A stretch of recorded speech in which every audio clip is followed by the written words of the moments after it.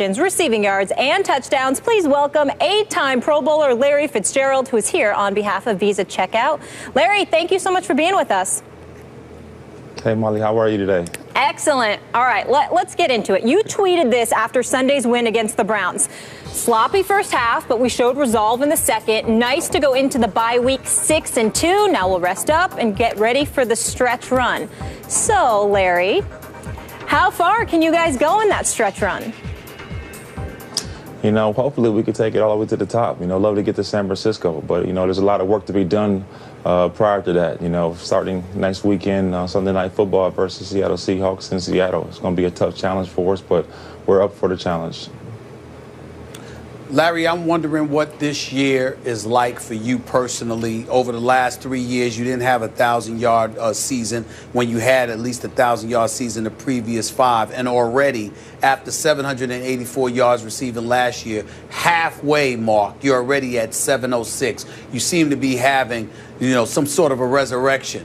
What's been going on, and how good are you feeling about how you've performed this season?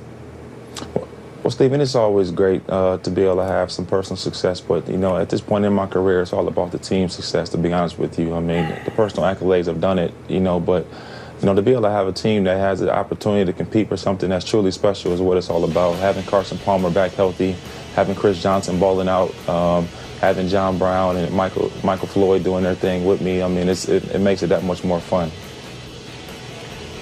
Larry, I got a question I've always wanted to ask you about the way you carry yourself.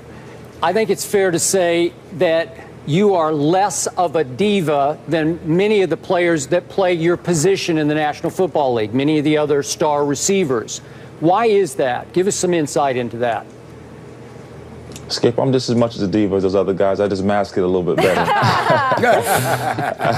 I want my touches just like everybody else does, but I never put myself in front of my teammates. I think it's important that as a leader, you always show, you know, that you're willing to watch other guys have success. So when Smoke and John Brown and Chris Johnson makes long runs and other guys have success, I mean, those are my boys. I see them working every single day to have that success, and I really am happy for them. You know, but I still want to get my opportunities too, though.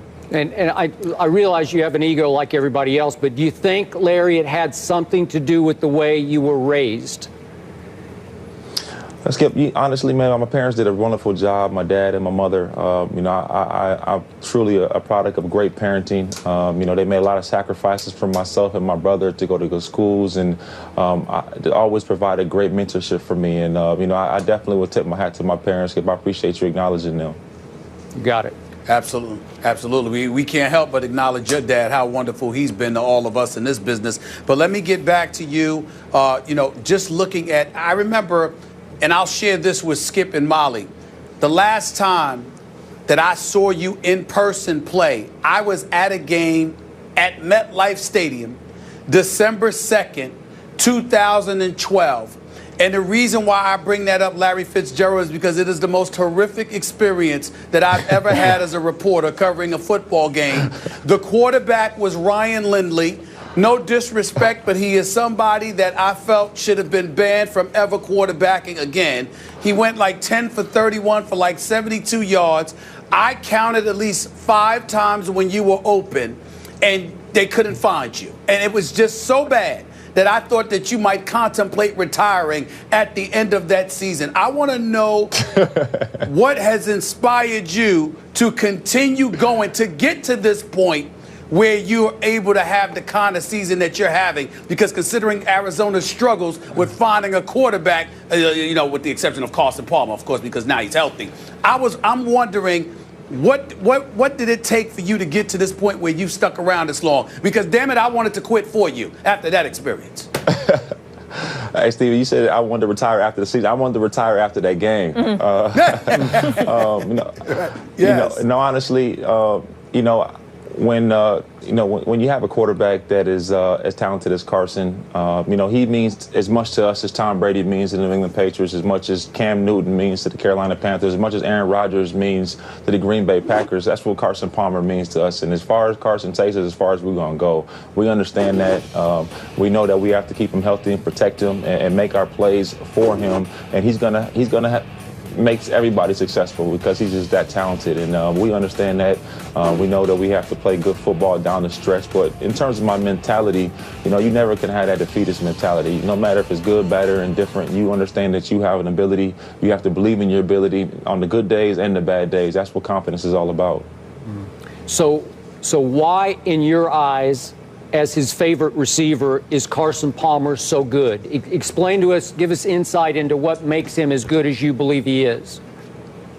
Well, Skip, most guys, when they get injured after the season, they go on IR. You don't really see them too much. They go rehab in San Diego or Dallas or Miami or whatever they go rehab. Carson Palmer rehabbed in Arizona at our facility every single day. So when we were going through our game plan, Carson was there. When we were watching tape, Carson was there. He was involved in every single day-to-day operation. Only thing he did not do was go out into the practice field. But from a mental standpoint, he was with us. And I think that really helped, you know, him in terms of really understanding what Coach Arians was expecting of him. And it really just made everybody just love him that much more because he didn't have to be there. He didn't have to be watching tape and doing the things he was doing, but he was dedicated to us and wanted the best for us, even though he couldn't be on the field with us. So when we got back together in the offseason, you know, everybody was on the same page. Larry, I want to transition real quick to a defense that's ranked 5th against the pass. It's a top 10 defense. We've heard the names, Calais Campbell, Patrick Peterson and the crew, Powers and others. But I got to give some love to Tyrann Mathieu, the Honey Badger, because I got to tell you, he's second on the team in tackles. We all know about his checkered pass at LSU. There seems to have been like I don't know what to call it, but boy, does this kid deserve a lot of credit. He's always around the football. We knew that coming out of LSU. He can really play the game, but it seems to me like he's really grown up, to piggyback off of Skip, on the field as well as off the field. I want you to talk about him for a quick second and talk about the impact yourself, Bruce Arians, the whole Cardinals organization has had, because I think this kid is really special and we need to take a moment to give him some love.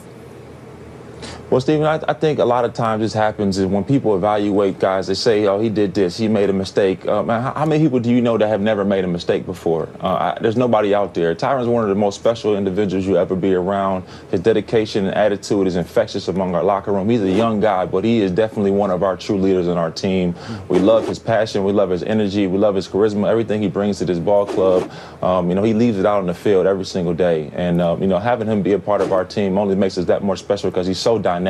He can play corner, he can play nickel, he can play safety. He's one of our best blitzers, one of our best open field tacklers. He's so talented and what he can do for our ball club, and everybody recognizes that in his ability, and we're going to go far because of his ability.